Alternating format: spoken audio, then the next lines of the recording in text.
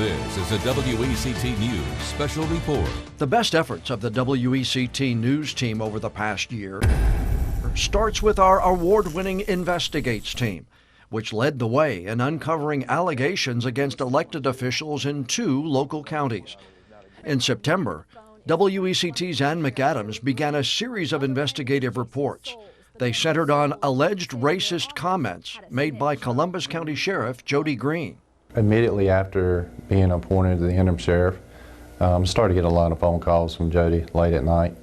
And this one particular phone call that we received, he made the comment that he hated Democrats. And then he said, I take that back, I hate a black Democrat. And I knew right then, I was like, wow, this is coming from the sheriff. And I had to start recording those conversations. It's stopping. Tomorrow's going to be a new day. I'm still the mother sheriff, and when I'll go up there and fire my goddamn black bastards. They think I'm scared. That's stupid. It gets worse. After the sheriff explains that he's getting phone records from Verizon to trace anyone in his office who's called Campbell or Hatcher, he lets Souls know the plan. We're going to snake head off. Period. And Melvin Campbell's the biggest snake as Louis Hatcher ever dared to be. Every black that I know, you need to fire him to start with. He's a snake. In the months that followed, the only 2 black members of Sheriff Green's command staff were demoted or fired. Souls says ever since making that recording, he's been working to bring it to the attention of county commissioners, court officials, the Attorney General, and the SBI over concerns that the county's most powerful law enforcement leader had a bias against black people. I was told to just keep documenting everything that happens so that we would have a paper trail of it, and we did. But Souls said no matter who he and his supporters turned to, nothing happened. Souls is now running against Green for sheriff and doesn't want people to think his actions are politically motivated. But he says people need to know the real Jody Green. And I didn't want to do this to begin with. You know, I wanted help. I wanted to do it the right way. And I have reached out to everyone that I know to reach out to. I've even tried to get to the governor. You know, I started at the bottom with the commissioners and worked all the way to the top, to the AG's office and the governor's office. But I just can't seem to get any help. That recording and our continued reporting led to an investigation by the district attorney, who ultimately petitioned to have Green removed from office for corruption and misconduct.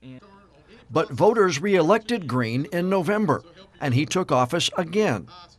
Less than a week later, WECT covered the breaking news of Green's second resignation. Let me be clear. The actions of Sheriff Jody Green were disqualifying to anyone who had presumed to hold the high office of sheriff. Jody Green has resigned as sheriff of Columbus County for the 2nd time in 3 months. Green's lawyer made that announcement during a court hearing on a petition to remove him from office. District Attorney John David filed that petition just after Green took the oath of office last week, citing allegations of corruption and misconduct during Green's first term in office. Now, we have team coverage of this breaking news for you tonight. WECT's Michael Pratt's heard more from the DA about what comes next for both Green and for the sheriff's office. But we'll start with WECT's Zach Solon. Zach, you were in the courtroom this morning when Green made the decision to step down. Yeah, that's right, Fran. Green's decision to step down means once again the hearing on the petition to remove him from office will not move forward. His resignation has sparked mixed reactions from the Columbus County community. So therefore, he is hereby tenders his resignation as office of Sheriff of Columbus County from term elected November 2022 effective immediately. Jody Green is out as Columbus County Sheriff less than a week after he was sworn in for his 2nd term. Our investigative team continued to uncover allegations against Julia Olson Bozeman, the highest-ranking elected official in New Hanover County.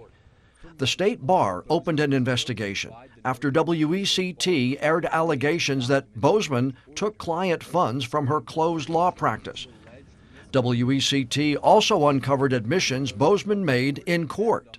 WECT has also learned that back in July, Olson Bozeman drained a joint bank account of $118,000. In family court, while under oath, she was asked where that money went and how much was left. Where is it now? You spent $118,000 since July 25th. More than that, yes. So do you have any money remaining in any of accounts that are in your name right now? $700. So you went from 118 plus 50, $168,000 down to $700 in 1 month. During another hearing, Olsen Bozeman admits she had been using drugs, including marijuana and alcohol, on a daily basis. When Hurricane Ian threatened the southeast coast in September, WECT's team coverage on air and on our digital channels made sure viewers were prepared for the severe weather threat. Ian slams into the East Coast as a hurricane, the massive storm bringing strong wind gusts and heavy rainfall across several states. A live look tonight from our First Alert Skycam network camera in Southport, waves pounding against the seawall at Waterfront Park. Our weather team declaring a First Alert Action Day as Ian continues to impact the Cape Fear. We have team coverage of this major weather event. WECT's Maura McJilton is live at Wrightsville Beach with a report on the conditions there. And reporting live from Ocean Isle Beach is Zach Solon. WECT's Maura McJilton is live at Wrightsville Beach tonight. Maura, we talked to you just a little bit ago, and the waves there were nearly cresting Johnny Mercer's Pier. Yeah, Fran, well, what I can tell you is that winds have actually been holding pretty steady here for the past hour. I know at 4 o'clock I said that within the hour before that winds were picking up. Now things have been holding pretty steady, and there's actually a ton of sand in the parking lot right now because of how strong these winds are pushing into the parking lot. Ian made its second U.S. landfall in South Carolina, leaving our south-facing beaches in Brunswick County more vulnerable to impacts. We'll check back in now with WECT's Zach Solon live at Ocean Isle Beach. Zach, we know the town has seen a lot of rain and flooding already. What is it looking like right now? Fran, rain's not so much of a concern right now. It hasn't really significantly rained in the past hour or so, but flooding and wind, still something we're keeping our eye on here in Ocean Isle Beach. I'm standing at the corner of East 2nd and Wilmington Street, and similar to Maura in Wrightsville Beach, difficult to stand with these wind gusts coming through. And I want to also show you the flooding we're seeing here down on Wilmington Street. You can see this road, which is next to a canal, pretty much looks like a canal. Garbage cans floating in the street, and this road has been flooded for hours upon end. We've seen a lot of the same kind of flooding around town. I want to show you some of that right now. It started all the way over on the beaches, the waves crashing as high as the Ocean Isle Beach Pier, and then all the way over to the Ocean Isle Beach Bridge coming over at the Sheffield's gas station there. We saw the gas pumps almost entirely underwater, boats drifting away, garbage cans drifting down the street, and some of the beach accesses coming up as high as our photographer as he was standing on the sand trying to get some shots of the waves. Now, one thing people here in Ocean Isle Beach seem to be is prepared. Haven't seen many cars driving around these past couple of hours, and everyone has been trying to stay home and ride this storm out. All right, check out this video of Ian's storm surge causing flooding at a boat ramp at Wrightsville Beach. Much of the parking lot was underwater when our crew shot this video earlier today. Now, just a snapshot of the impact of this storm is having on communities all across the Cape Fear. We have had crews out across southeastern North Carolina covering the storm, but we often get great video and pictures from you through our See It, Snap It, Send It on our website and news app. John Evans is in the digital studio now. John, you've seen a lot of the videos and pictures sent in from our viewers today. Yeah, I have, Fran, and a lot of people have sent in pictures from along the coast showing the heavy surf that Ian has churned up as it got closer to making that second landfall. Now, while we know that Canal Drive in Carolina Beach is prone to tidal flooding, the heavy rains from Ian made things worse there earlier today. Look at this. Julie Memory sent us this video. That's a dumpster just floating down the street. It's a reminder of why our First Alert weather team talks about securing objects around the house during these storm systems. This video came in from Billy P. Bryant. Look at what the surf has taken away in North Topsail Beach. You can see the drop along the dune line here as the storm continues to churn the surf and pound away at the beaches. This is in Lake Waccamaw, where a tree fell and went into this house.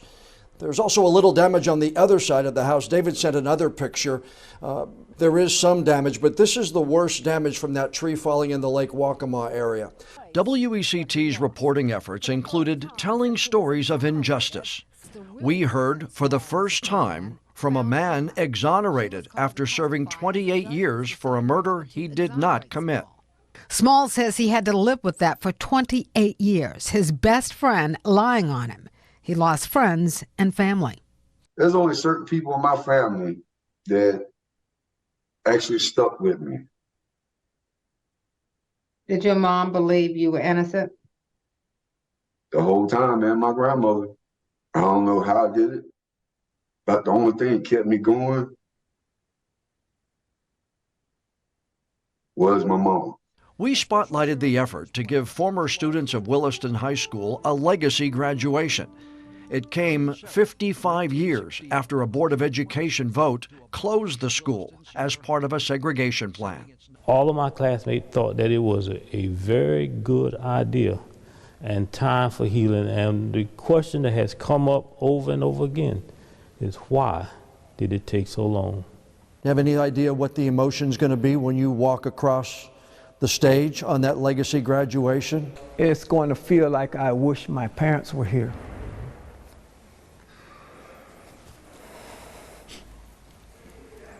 To see it. It's going to be an awesome feeling to walk across the stage of Williston Senior High School and get a diploma.